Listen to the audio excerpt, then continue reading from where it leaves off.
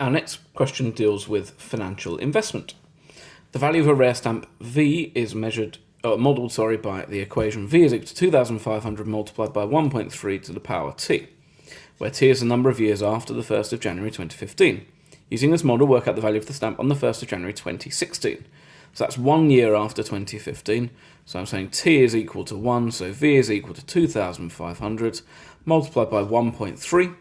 So 2,500 multiplied by 1.3 gives me £3,250. Second, state. State tells me I'm not going to do any working out. The percentage increase in the value of the stamp each year. So we could work that out using the 3,250, but much quicker to just look at our multiplier. If I multiply by 1 each year, then all I would be doing is keeping 2,500 the same. So the 1 just keeps the present value, and then the 0.3 is what is increasing my value. And we probably are familiar with the idea that 0.3 corresponds to 30%. If not, we can write 0.3 as 3 over 10, which is the same as 30 over 100, and therefore 30 lots of 100 is 30% of a value. So I'm increasing by 30%. The actual value of the stamp on the 1st of January 2017, so that's when t is equal to 2, was £3,660. Using this information, the model is revised. It will be of this form. Find to 3SF, so I'm going to write 3SF down here so I don't forget, the value of k. So my value is 3,660. That's equal to 2,500 multiplied by k to the power of 2. I divide both sides by 2,500, 3,660 over 2,500, gives me 1.464 is equal to k squared, and then I square root both sides. K is going to be a positive value because it's like my investment is growing, it's never becoming a negative value. And so k is equal to 1.209958677, which to 3SF is 1.21, and therefore 1.21 is my final answer. Question 16 looks intimidating, famously a question in 2022 summer that looked sort of like this, but a bit more challenging, but we should be alright as long as we break the problem down into smaller steps. The diagram shows 2 circles on a centimetre square grid. One circle has radius 5, centre 0, 0. The other has radius 3, centre 0, 4. They intersect at points 3, 4 here and negative 3, 4. Find the area of the shaded shape. So I'm finding that shaded area. So the first thing I want to do is work out an approach. Now what I'm going to do, firstly, is I'm going to notice that my shaded area is part of this circle here. And so I can relatively simply work with this whole circle, and I'm going to say, well, let's find the area of this semicircle and then just get rid of this little cap here. And the cap will be easy enough to deal with because I can just take that, there you go, as a sector of my larger circle. So what I'm going to do is I'm going to find the area of the semicircle. That's this area here. And then I'm going to subtract the area of this cap. That will give me my final answer.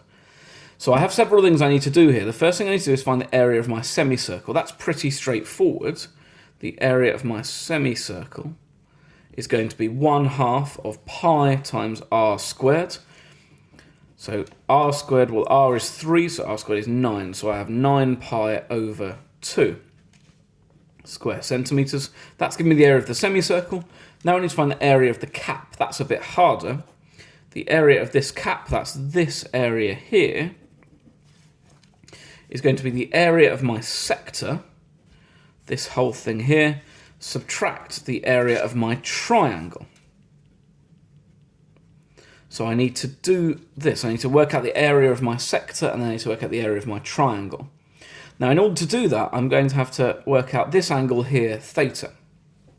I know that the radius of my big circle is 5 centimetres, and I also know that this here is 6 centimetres.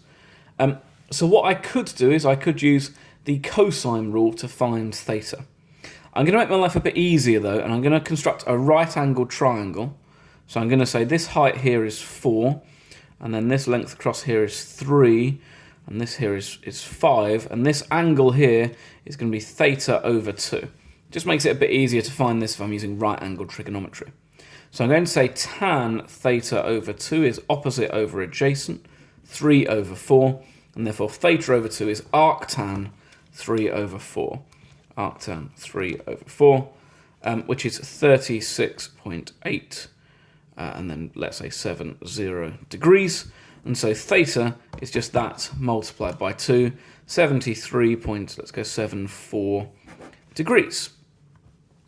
That's handy. Now that I know this angle, it's much simpler to work with the area of my sector, which is going to be the area of the whole circle multiplied by theta over 360. So 73.74 over 360 multiplied by pi times r squared, 5 squared is 25. Then the area of my triangle is going to be half AB sine C. So 1/2, and then AB is 25, sine of theta, sine of 73.74. So I can now type this into my calculator. I'm going to use the answer button.